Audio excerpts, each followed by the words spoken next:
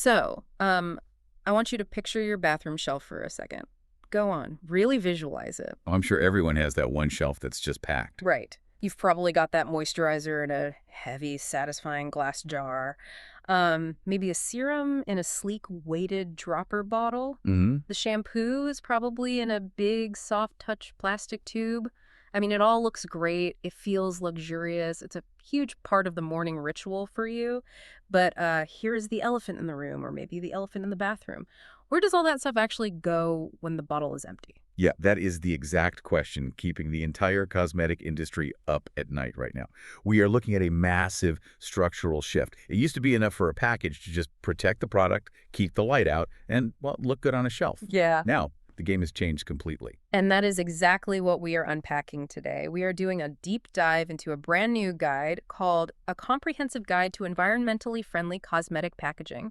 It was published today, actually, February 20, 2026, by Ingredientsage, and it's authored by Loran Fabian. And honestly, reading through this, it feels less like a typical trend report and more like a technical manual for survival in a changing market. It really does. And what I appreciate about this source is that it totally moves past the marketing buzzwords. It's not just saying, save the planet. Right. It's explaining the organic chemistry, the supply chain logistics, and the hard math required to actually do it. It treats sustainability as an engineering problem. Not just a moral one. Exactly. The mission here is this incredibly complex balancing act. How do brands ditch the waste without making your luxury face cream feel like it came in a brown paper lunch bag? Because people still want that luxury feel. They do. And more importantly, and we'll definitely get into this, how do they do it without compromising safety? Because I really don't want my moisturizer reacting with the plastic bottle it's sitting in. Precisely. So the source lays out what they call the big three metrics. If you take nothing else away from this deep dive, remember these three drivers because they dictate every single decision a brand makes right now. First up is recyclability. Okay, so that means, can this thing actually re-enter the loop? Yes, but not just theoretically. Not just can I throw it in the blue bin, but will a sorting machine actually recognize it and turn it into something else? Got it. Second is recycled content. Are we pulling new oil out of the ground to make this plastic, or are we using material that's already in circulation? Right, the virgin plastic issue. Exactly. And the third is carbon footprint. Where are the emissions actually coming from? Is it the manufacturing, the shipping, or the disposal? Okay, let's get into the nitty-gritty then. Segment 1, the materials, the actual stuff you are holding in your hands. The guide starts with what they call the workhorse of the industry, PCR, PET. The classic. We see PCR on labels all the time now, but break down what that actually implies for the chemistry of the bottle. So PCR stands for post-consumer recycled material. Specifically with PE plastic, think of your standard clear water bottle. This is the most common swap brands are making. The source highlights that using PCR PET significantly reduces cradle-to-grave emissions. You're completely cutting out the extraction of raw fossil fuels, which is the dirtiest part of the plastic life cycle. But here is where the guide got really technical, and I found this fascinating. You can't just melt down an old soda bottle and pour face lotion into it, right? No, absolutely not. That's the major challenge. When you recycle plastic, the polymer chains actually degrade. The plastic can become unpredictable. Like it gets cloudy or something. It might yellow or become brittle. So the guide points out a crucial technical detail. You need specific additives to stabilize the material. You have to ensure seal integrity so the product doesn't leak in transit. Makes sense. But crucially, you have to ensure the plastic doesn't react with the cosmetic product. Because cosmetic formulas are complex chemicals themselves. Exactly.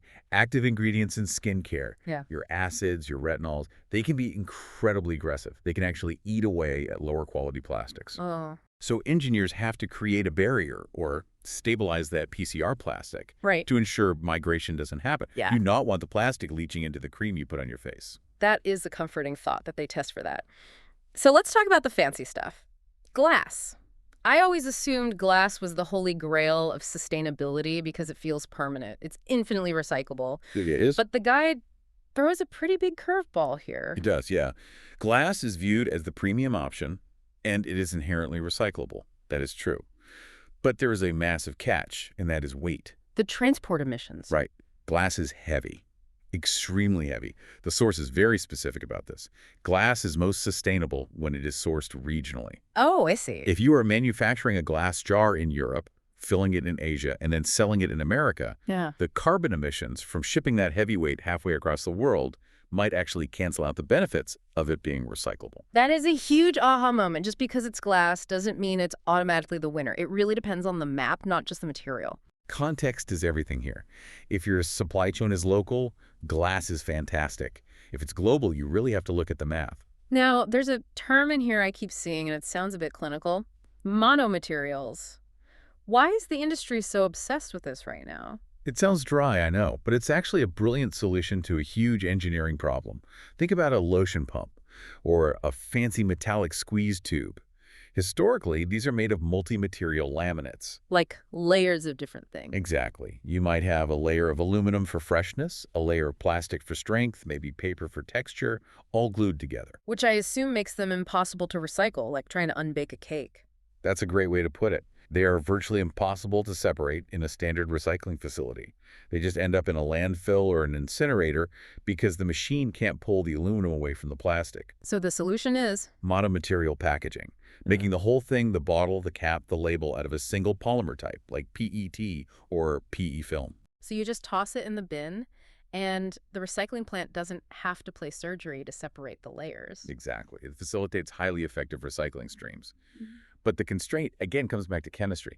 You have to verify that this single type of plastic is compatible with your specific cream or oil. Right. If your product needs a heavy oxygen barrier that the monomaterial can't provide, you have a problem. You can't let the packaging degrade the product just to make it recyclable. Right. The product still has to work. Now we have to talk about the more natural side of materials, bioplastics, and plant fibers.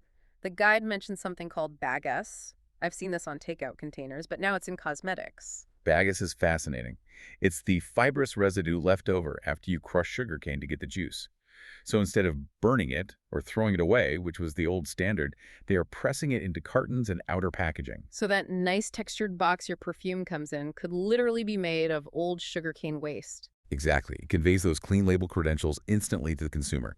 It feels natural because it is.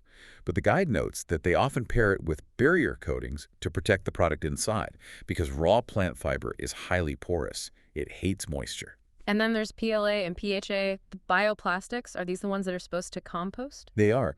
These are compostable or renewable plastics derived from things like cornstarch. But there's a significant catch here that the source highlights. These materials usually need specific industrial composting streams to actually degrade. Oh, industrial, so not my backyard bin. No. If you throw a bioplastic bottle into a normal home compost bin, it might sit there for years. And worse, if you throw it in a regular plastic recycling bin. It contaminates the batch. Exactly. It acts like an impurity. You can completely ruin the recycled plastic stream because it has a totally different melting point than standard PET. So it requires a very educated consumer to know exactly which bin to use. That's risky. Highly risky. It's great for specific skincare lines where the brand can really educate their user, but it's not a silver bullet for the mass market yet. Okay, let's move on to how these things are actually made. Segment 2, manufacturing. Because it's not just about the bottle, it's about the factory. The guide talks about Scope 2 emissions. Break that down for us. So Scope 1 is the pollution a facility makes directly. Scope 2 is the pollution caused by the energy they buy. So the electricity running the conveyor belts, the heat for the injection molds. Got it. The guide talks about a shift toward renewable energy to tackle this, but also physical changes to the factory floor, specifically closed-loop rinse systems. Closed loop usually means nothing gets out, right? In this context, it means saving water. In a cosmetic factory, you have to wash the mixing tanks constantly. Imagine scrubbing a giant vat of waterproof mascara. That sounds like a nightmare. It takes a lot of water. Instead of using fresh water to wash the tanks every time and then dumping it down the drain, a closed-loop system reclaims that wash water, treats it on-site, and reuses it for the next wash. It's a massive deal for water conservation. And I saw something in the guide about inks. I never really thought about the ink on a label being an environmental issue, but they flag it as a major concern. It's surprisingly massive. Traditional solvent-based inks can release VOCs, volatile organic compounds. Right. They are bad for the atmosphere, and they are hazardous for the factory workers breathing them in. Right. So the industry is shifting hard to water-based inks and adhesives. But do they stick? I mean, a shampoo bottle sits in a hot, steamy shower every day. Water-based glue sounds like a recipe for a label sliding right off. That is the exact engineering challenge. Brands have to rigorously test for adhesion and color fastness. The guide emphasizes that you don't want the label peeling, because then the consumer might peel it off entirely, lose the recycling instructions, and now the bottle is anonymous waste. Oh, I hadn't thought of that. But the technology is there now to make water-based options perform just as well as the old solvents. The guide also mentions lean manufacturing. I usually hear that in the context of tech startups or car factories, not shampoo. It's the exact same principle. Value stream mapping, just-in-time production. Basically, don't make more than you need. If you overproduce packaging, you have scrap. Scrap is waste. Waste is carbon. Lean principles hold suppliers accountable to a strict waste tracking framework. So less waste in the factory means less waste in the world. Makes perfect sense. Yeah. Now, let's get to the part I am seeing everywhere on social media, the refill revolution. Ah, yes. This is segment 3. This is the dream, right? You buy one beautiful glass decanter, maybe it's engraved, and you keep it forever. You just buy little lightweight pouches to refill it. It is the dream. It feels very old world luxury. But the guide suggests it's much harder to execute at scale than it looks. Why is that? The strategy relies entirely on durability.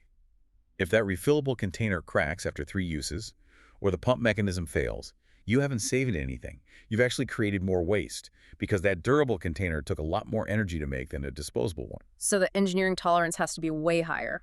Exactly. And then there are the logistics. Some brands are trying take-back programs where you send the bottle back to be cleaned and refilled by the brand. Like the old milkman model. Yes. But imagine the logistics of collecting, cleaning, sterilizing, and refilling thousands of cosmetic bottles. It requires modular components and standardized closures. You can't have 1,000 different custom bottle shapes if you want a scalable washing line. That leads perfectly into design for recyclability. It sounds like brands need to stop making things weird shapes just to stand out on the shelf. Or using weird combinations of materials. Standardizing component sizes actually helps the sorting machines at the recycling plant.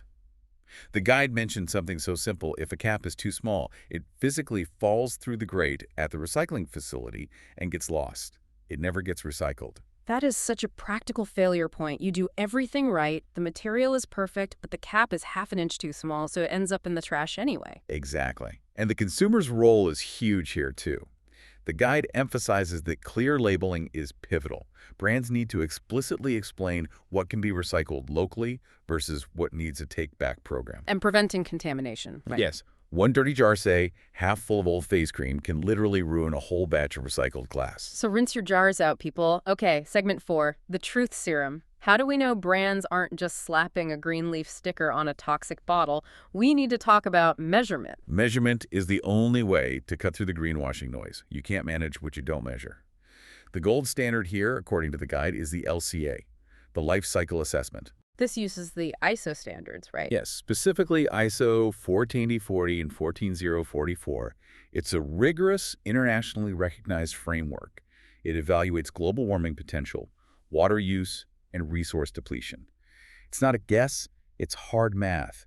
It forces a brand to look at the entire picture. And there's this distinction the guide makes between cradle to grave and cradle to cradle. Grave means it ends up in a landfill. The story ends there. It's a linear path. Cradle to cradle is circular. The end of one product is literally the beginning of another. It's a restorative cycle where old materials become the feedstock for new products.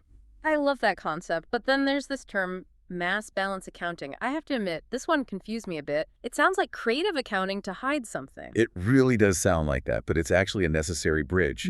Think about a giant chemical plant that makes plastic pellets.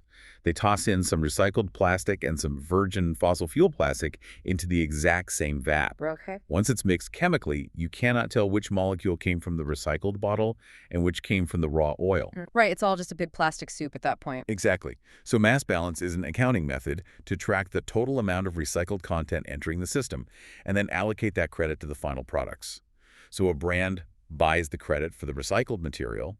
Physically, their specific bottle might contain mostly virgin plastic, but their purchase directly funded the recycling of the equivalent amount.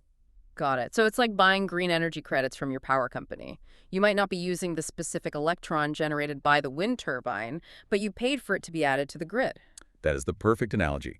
It allows brands to support recycled material markets at an industrial scale, even if they can't physically trace every single molecule. And to keep everyone honest, we rely on certifications. Like what? The guide lists a few key ones: FSC or PEFC for paper, which ensures it comes from responsible forests, the EU Ecolabel, and the Cradle to Cradle Certified mark, which goes beyond just carbon and assesses material health, water stewardship, and even social fairness.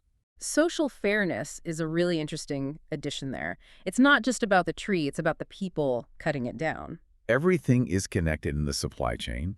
You really can't have a sustainable product if the labor practices behind it are entirely unsustainable. Absolutely. Okay, segment 5. The rules. Because if you don't force companies to do this, history shows some of them simply won't. That is where EPR comes in, extended producer responsibility. I've heard of this. It's basically the you break it, you buy it rule. Right, you make it, you clean it up. Yeah. New regulations are requiring brands to essentially finance the collection programs and meet specific recyclability targets. It's no longer optional. If you put packaging into the market, you are financially responsible for its end of life. Labels and reporting are becoming mandatory. And safety is non-negotiable. The guide heavily mentions our REACH regulations. REACH is the strict EU regulation for chemicals. And we have to talk about migration testing again. This is where environmental goals directly collide with safety goals. Even if a package is 100% recycled and saves the polar bears, if the pigment leaches into the face cream, it is illegal. Safety comes first.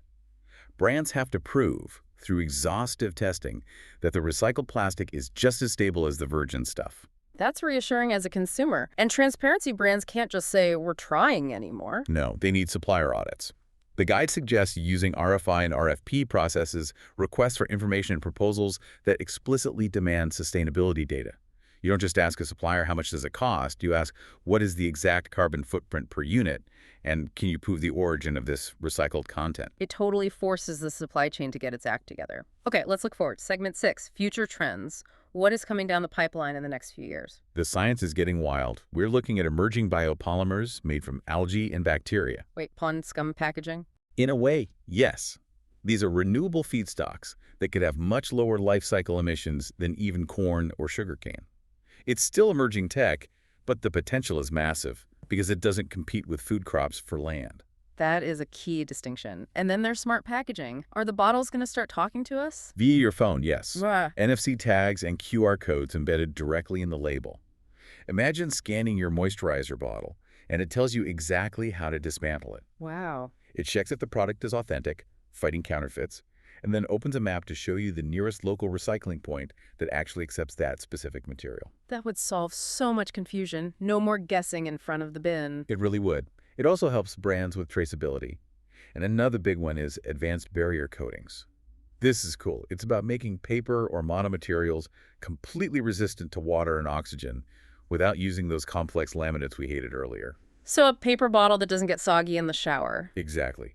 Using very thin water-based coatings that easily dissolve in the recycling process but hold up perfectly on the shelf. So for the brands listening or the people judging the brands they buy, what is the practical roadmap here?